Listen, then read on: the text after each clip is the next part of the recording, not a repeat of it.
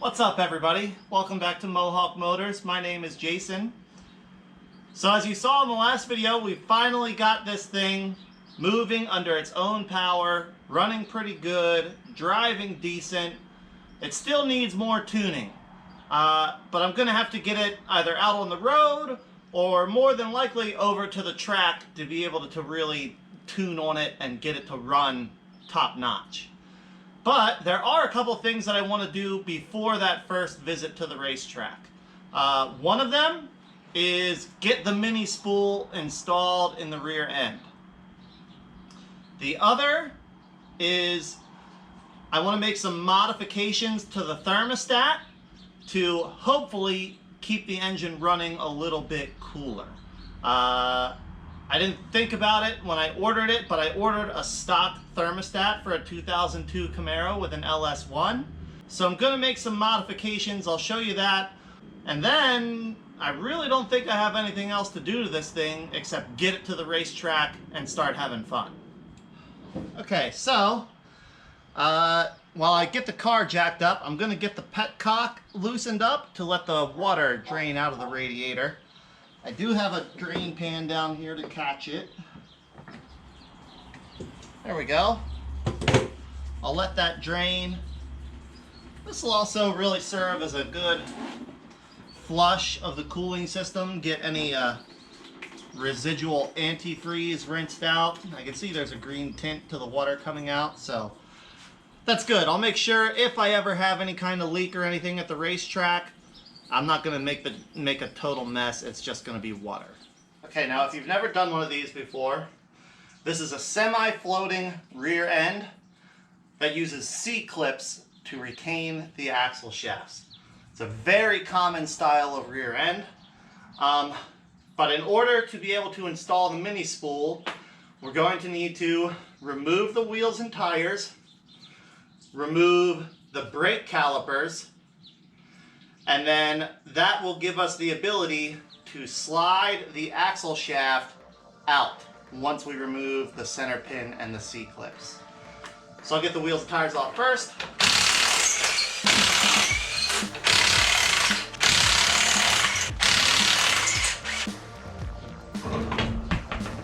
I'm just going to remove the brake caliper bracket and caliper as a unit.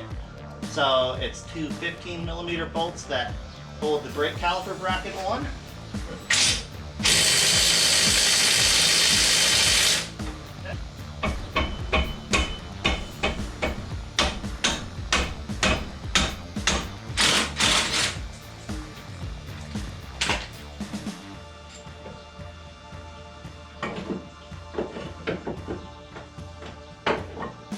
If you like, you can take the brake rotor off too. Do the same thing on the other side.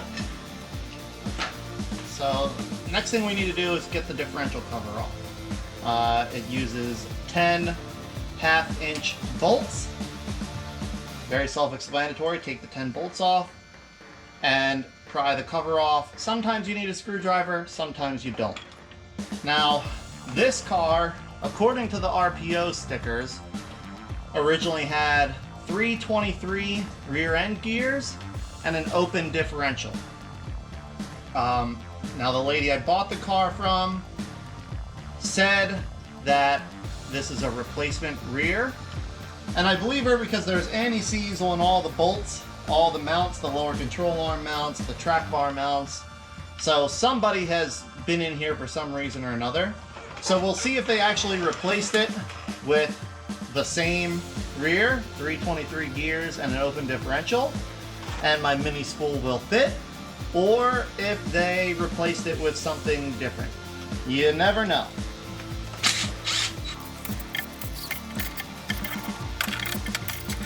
Alright, now here's a little tip. I left my last bolt, I knocked it loose, but I didn't totally remove it. So I'll be able to crack the differential cover down here at the bottom, hopefully, and not make a gigantic mess. Only I mean, by comparison, that was a pretty small mess for Jason, so I'm not upset about that. And I was prepared. That gear oil looks really clean. They must have replaced it when they put this rear end in the car. It's unfortunate that it has 323 gears. I mean, geez, I think the only numerically lower gear ratio that I know of would be like a 287 or a 289, but not great drag racing ratio. But it'll be enough for us to go have some fun this season, and maybe over the winter we can swap the gears for something a little higher. Okay, so this is not an open differential. That's a bummer, because that means our mini spool is not going to fit. Now, what is it? Oh.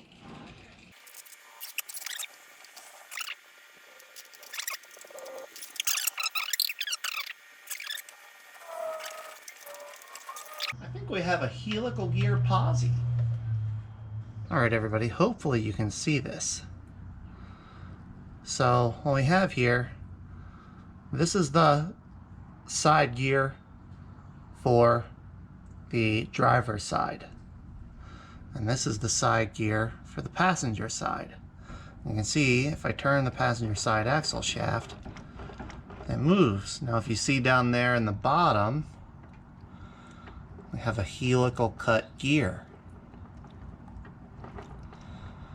Now as I look around and spin the differential, see over here on the side in that little window, see there's one of the helical cut gears inside of there.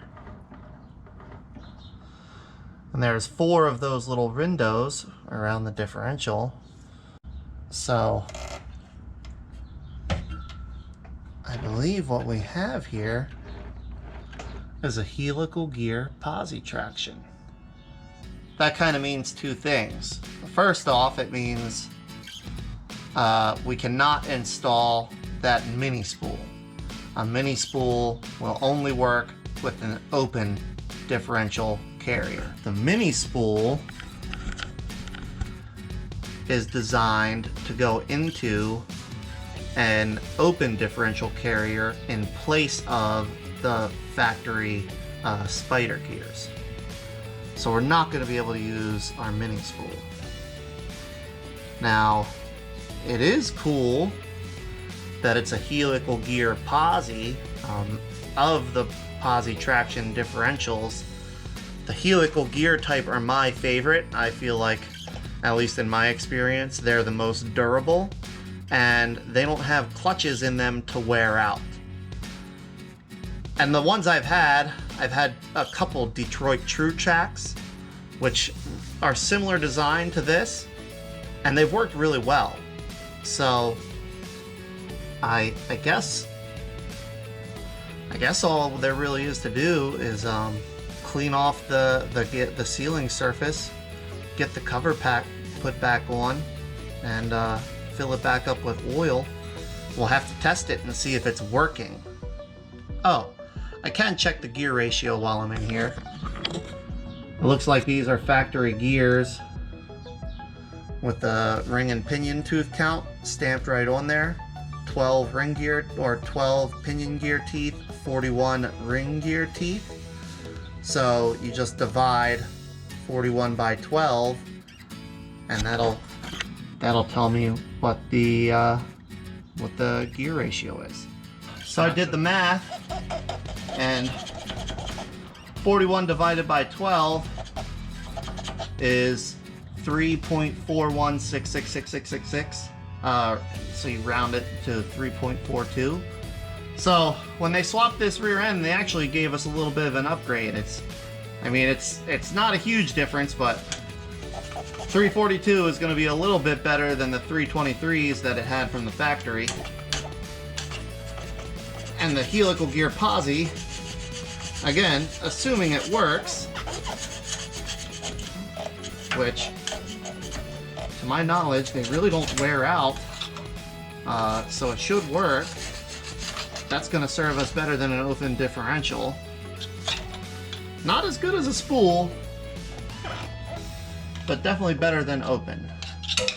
So I'm going to get this gasket scraped off of this thing, and then get it sealed back up and get it filled back up with gear oil. Kind of impressed. I kind of figured there could be, being that it was not the original rear end, I figured maybe they had swapped in one with a G80, or very likely another one with an open differential. But I really was not expecting to find a helical gear posi.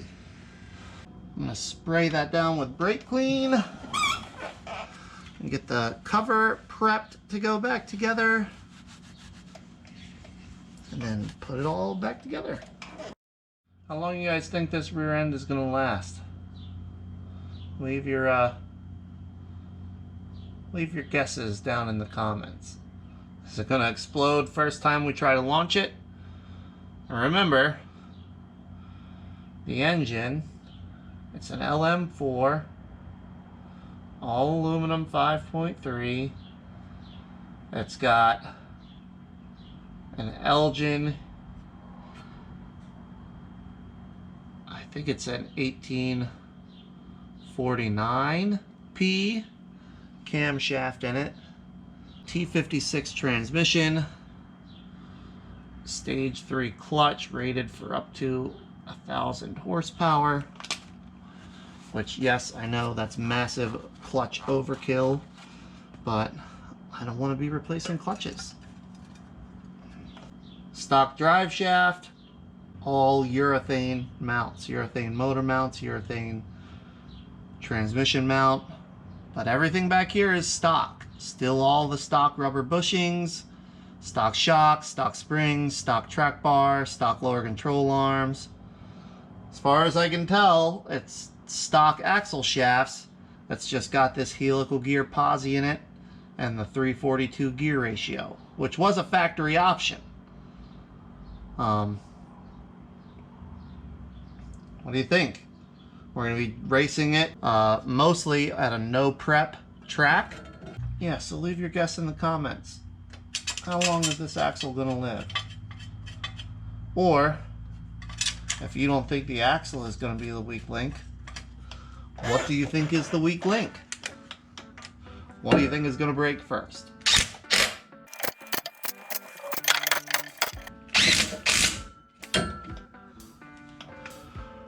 There we go.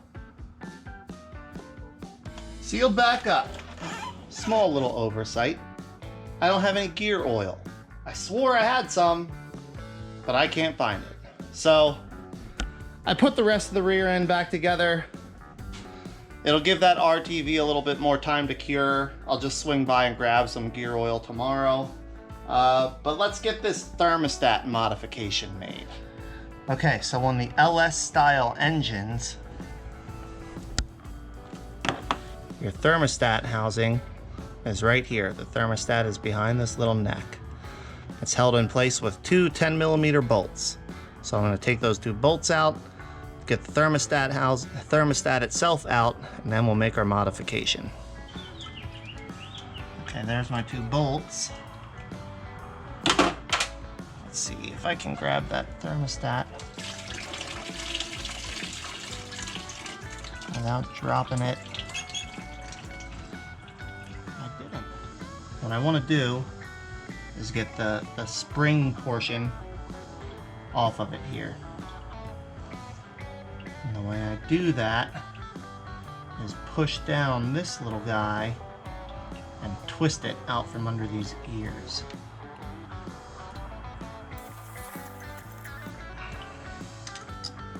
Like so. A little bit of schmutz in there, not too bad. Now let's take this over to the bench and we'll make our little modification. Okay, so here's our thermostat.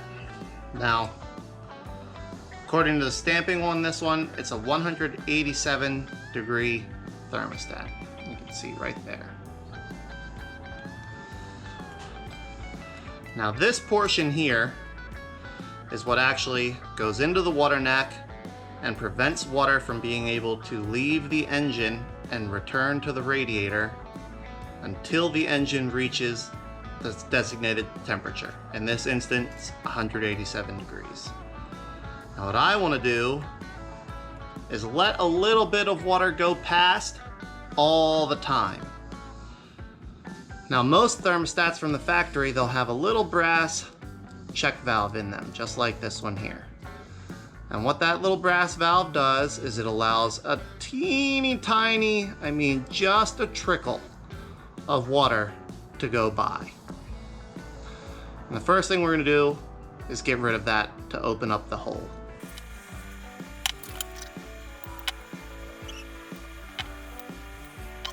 So now we've got that little hole opened up. Next thing I'm going to do is drill 2 more holes that same size, about 30 degrees apart from each other, so every third of the way around.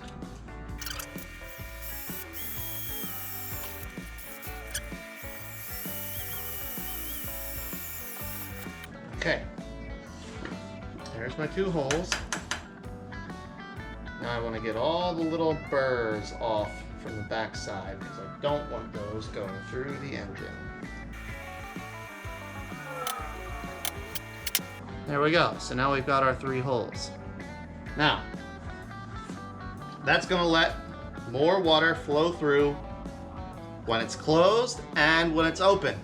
What that means is it's going to take the engine longer to reach operating temperature.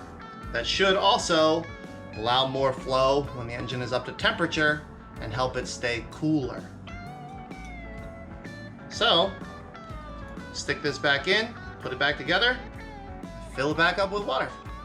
All right, I've got it as full as I can get it with water.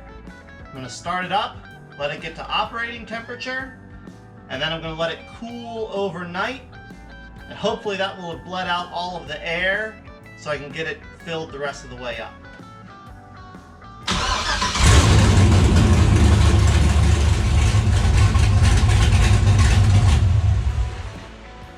There we go. Let it get up to 190. Thermostat is a 187 thermostat, so the thermostat should have been open. That should pump water throughout the system, wide open thermostat, and push the rest of the air out. That's it for tonight. All right, everybody. Well, as you can see, she's out. Cooling system is totally full. I put new gear oil in the rear end. It's all sealed up, ready to go. As far as I'm concerned, this thing's ready to go racing, at least to get a preliminary starting point, see where we're at, what it'll do, and decide what we want to try to make it do. I just need to find some time and get this thing to the track. Thanks so much for watching, everybody. Stay tuned for the shakedown run to go get this thing tested out. And until the next video, take care. I found out that the helical gear posi in this car actually was a factory option. It's an Eaton helical gear posi. The RPO code for them in the F-bodies was G80.